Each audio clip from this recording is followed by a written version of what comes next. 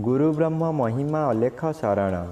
नमस्कार दर्शक वृंद, आपण मानंकु आजिर राशिफल कार्यक्रम मु एस कुमार स्वागत जनाऊँगी। प्रतिदिन निजर राशिफल जानिबा पाई गुरुकृपा यूट्यूब चैनल को सब्सक्राइब करंतु और पाखरे थिबा बेल आइकन को प्रेस करी ऑल नोटिफिकेशन ऑन करी दियंतु, जहा फलरे आमे जेतेबेले वीडियो अपलोड करिवो प्रथमे आपण वीडियो देखि पारिबे। आमर एही वीडियो रे आपण संपूर्ण पंचांग सहित मेष ठारू मीन पर्यंत 12 गोटी राशिर राशिफल विषय रे जानि पारिबे। वीडियो को दयाकरी शेष पर्यंत देखंतु। वीडियोटी भल लागिथिले वीडियो को लाइक करंतु एवं आपणक प्रियजन पाखु शेयर करी जणांतु। एबे आसंतु जानिबा आज दिनर संपूर्ण पंचांग विषय। आज 2024 मसीहा नवेम्बर मास 24 तारिख रविवार, दिल्ली स्वराब्द सन 1432 साल, स्वाधीन भारताब्द 78 वर्ष, महिमाद 197 वर्ष। उत्कल गजपति श्री श्री गजपति दिव्यसिंह देव महाराजांकर 68 अंक। सौरस्व मार्गशीर मास 9 दिन, चांद्रमते मार्गशीर कृष्ण पक्ष नवमी तिथि रात्रि 11 घंटा 55 मिनिट पर्यंत। आजिर सूर्योदय विरजा क्षेत्र को 6 घंटा 2 मिनिट, बिछा लग्न एकदंड 24 लिता गते उदय। आजिर सूर्यास्त विरजा क्षेत्र को 5 घंटा वृष लग्न एकदंड 19 लिता गते अस्त। आज सिंहचंद्र 60 दंड, पूर्वा फाल्गुनी नक्षत्र रात्रि 12 घंटा 39 मिनिट पर्यंत। आज जन्मित शिशुर सिंह राशि, क्षत्रिय वर्ण, नरगण। आज मृत व्यक्तिर एक पाद पुष्कर दोष, रात्रि 12 घंटा 39 मिनिट गते 2 पाद पुष्कर दोष। निषिद्ध खाद्य आज लाउ, आमिष, बिरी, मसूर, अदा, निम्ब और दग्धद्रव्य भोजन निषेध अटे। आजिर अमृत जोग दिवा 6 घंटा 50 मिनिट गते 9 घंटा 14 मिनिट मध्य, रात्रि 7 घंटा 24 मिनिट गते रात्रि 9 घंटा मध्य, रात्रि 11 घंटा 24 मिनिट गते रात्रि 1 घंटा मध्य एवं रात्रि 1 घंटा 45 मिनिट गते शेष रात्रि 4 घंटा 57 मिनिट मध्य। आजिर महेन्द्र जोग अपराह्न 4 घंटा 27 मिनिट गते 5 घंटा मध्य। आजिर काल बेला एवं 12 बेला दिवा 12 घंटा 3 मिनिट गते 2 घंटा 48 मिनिट मध्य। आजिर काल रात्रि रात्रि 12 घंटा 26 मिनिट गते 1 घंटा 58 मिनिट मध्य। आजिर राहु काल अपराह्न 4 घंटा 30 मिनिट ठारू संध्या 6 घंटा मध्य। आज कर्कट राशि और मकर राशिर घात चंद्र, घात नक्षत्र नाही। सिंह राशिर घात तिथि, मेष राशिर घात बार। प्रिय बंधुगण, एबे आसंतु जानिबा मेष ठारू मीन पर्यंत 12 गोटी राशिर राशिफल विषय रे। राशि चक्रर प्रथम राशि मेष राशि।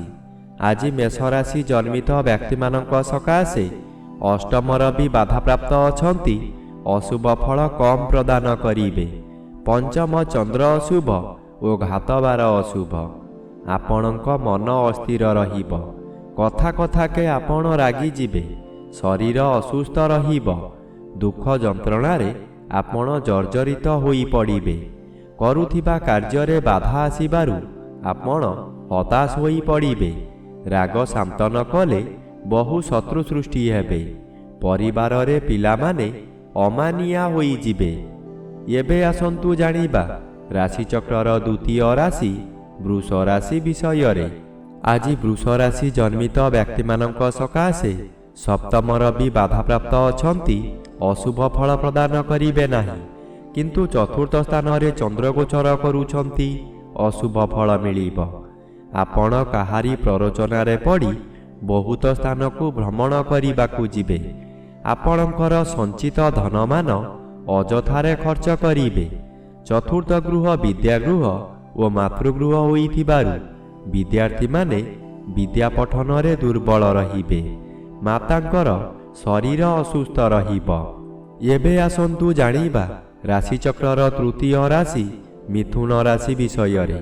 ଆଜି ମିଥୁନ ରାଶି ଜନ୍ମିତ ବ୍ୟକ୍ତିମାନଙ୍କ ସକାଶେ ତୃତୀୟ ଚନ୍ଦ୍ର ବାଧାପ୍ରାପ୍ତ ଅଛନ୍ତି ଏବଂ ଷଷ୍ଠ ରବି ବାଧାପ୍ରାପ୍ତ ଅଛନ୍ତି।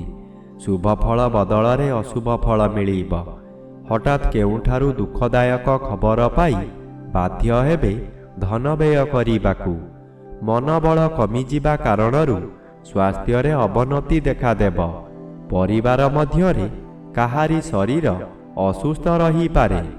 ଆପଣ ଯେକୌଣସି କାର୍ଯ୍ୟମାନ କରିବେ ତହିଁରେ ବାଧା ପହଞ୍ଚିବ। ଏବେ ଆସନ୍ତୁ ଜାଣିବା ରାଶିଚକ୍ରର ଚତୁର୍ଥ ରାଶି କର୍କଟ ରାଶି ବିଷୟରେ। ଆଜି କର୍କଟ ରାଶି ଜନ୍ମିତ ବ୍ୟକ୍ତିମାନଙ୍କ ସକାଶେ ଘାତଚନ୍ଦ୍ର ଭୋଗ ହେଉଥିବାରୁ ଅତି ଅଶୁଭ ଫଳ ମିଳିବ। ଆପଣଙ୍କର ନାସା କର୍ଣ୍ଣ ଚକ୍ଷୁ ପୀଡ଼ା ହେବ କିମ୍ବା କୌଣସି ଦୁଃଖ ଖବର ପାଇ ଚକ୍ଷୁରୁ ଲୋତକ ଗଡ଼ାଇବେ। ଆପଣ ଯନ୍ତ୍ରଣା ଭୋଗିବେ। ବନ୍ଧୁବାନ୍ଧବମାନେ ଆପଣଙ୍କର ନିନ୍ଦାଗାନ କରିବେ। ଆପଣ କି କର୍ତ୍ତବ୍ୟ ମୂଢ଼ ହୋଇ ଜଳକା ପରି ଚାହିଁଥିବେ କିନ୍ତୁ କିଛି କରିପାରିବେ ନାହିଁ। ମଥା ବିଚଳିତ ରହିବା କାରଣରୁ ରାସ୍ତା ଦୁର୍ଘଟଣା ମଧ୍ୟ ହୋଇପାରେ। ଏବେ ଆସନ୍ତୁ ଜାଣିବା ରାଶିଚକ୍ରର ପଞ୍ଚମ ରାଶି ସିଂହ ରାଶି ବିଷୟରେ। ଆଜି ସିଂହ ରାଶି ଜନ୍ମିତ ବ୍ୟକ୍ତିମାନଙ୍କ ସକାଶେ ଶ୍ରୀଚନ୍ଦ୍ର ବାଧାପ୍ରାପ୍ତ ଅଛନ୍ତି। ଅଶୁଭ ଓ ଚତୁର୍ଥ ରବି ଅଶୁଭ ଏବଂ ଘାତ ତିଥି ଅଶୁଭ। ଆଜି ପ୍ରତ୍ୟେକ କାର୍ଯ୍ୟକ୍ରମରେ ଆପଣଙ୍କୁ ବିରୋଧ ଆସିବ। ପେଟ ଗଣ୍ଡଗୋଳ ହେବ।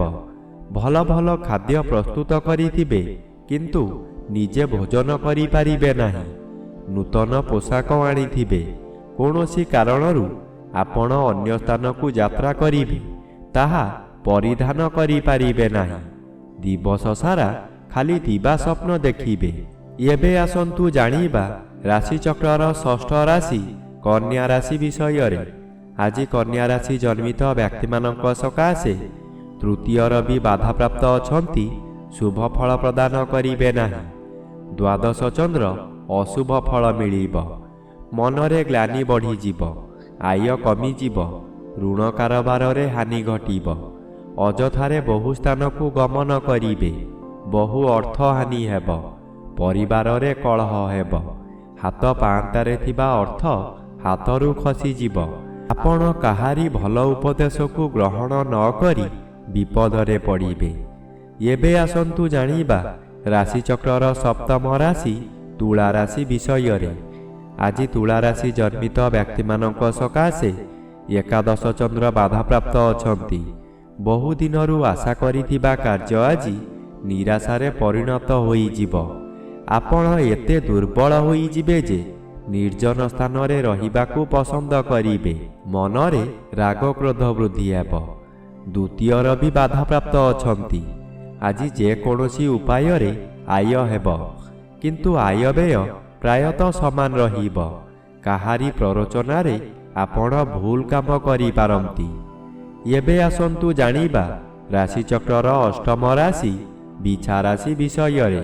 ଆଜି ବିଛା ରାଶି ଜନ୍ମିତ ବ୍ୟକ୍ତିମାନଙ୍କ ସକାଶେ ଦଶମ ଚନ୍ଦ୍ର ଅନ୍ୟ ଗ୍ରହ ଦ୍ୱାରା ବାଧା ପାଉଥିବାରୁ ଶୁଭ ଫଳ ପ୍ରଦାନ କରିବେ ନାହିଁ। କର୍ମକ୍ଷେତ୍ରରେ ଅପଯଶ ଅପମାନ ମିଳିବ। ଦୁର୍ନାମ ଆପଣଙ୍କର ପିଛା ଛାଡ଼ିବ ନାହିଁ। ସଫଳତା ପାଉଥିବା କାର୍ଯ୍ୟରୁ ବିଫଳତା ମିଳିବ। ଆପଣଙ୍କର ଇଚ୍ଛା ପୂରଣ ହେବ ନାହିଁ। ଆପଣ ଯାହା ସହଜ ବୋଲି ଭାବୁଥିଲେ ତାହା ବହୁ କଷ୍ଟକର ହେବ। ଜନ୍ମର ବି ବାଧାପ୍ରାପ୍ତ ଅଛନ୍ତି। ପୂଜା ପାଠରେ ମନ ବଳିବ। ମନରେ ଧର୍ମ ବିଶ୍ୱାସ ବୃଦ୍ଧି ହେବ। ଏବେ ଆସନ୍ତୁ ଜାଣିବା ରାଶିଚକ୍ରର ନବମ ରାଶି ଧନୁ ରାଶି ବିଷୟରେ। ଆଜି ଧନୁ ରାଶି ଜନ୍ମିତ ବ୍ୟକ୍ତିମାନଙ୍କ ସକାଶେ ନବମ ସ୍ଥାନରେ ଚନ୍ଦ୍ରଗୋଚର କରୁଛନ୍ତି। ଅଶୁଭ ଫଳ ମିଳିବ ଏବଂ ଦ୍ୱାଦଶ ରବି ଅଶୁଭ। ଆଜି ଆପଣ ଶୁଭ କର୍ମରେ ଯୋଗଦାନ କରି ବହୁ ଅର୍ଥ ବ୍ୟୟ କରିବେ କିନ୍ତୁ କାହାରି ପାଖରୁ ପ୍ରଶଂସା ମିଳିବ ନାହିଁ। ଶେଷରେ ଲୋକ ଅସା ହେବେ। ଆପଣଙ୍କୁ ଲୋକମାନେ ପରିହାସ କରିବେ। ଆପଣଙ୍କର ଅସ୍ଥିରତା ପ୍ରକାଶ ପାଇବ। ଆପଣ କ୍ଷୋଭ ପ୍ରକାଶ କରିବେ। ମନରେ ଦୁର୍ବଳତା ପ୍ରକାଶ ପାଇବ।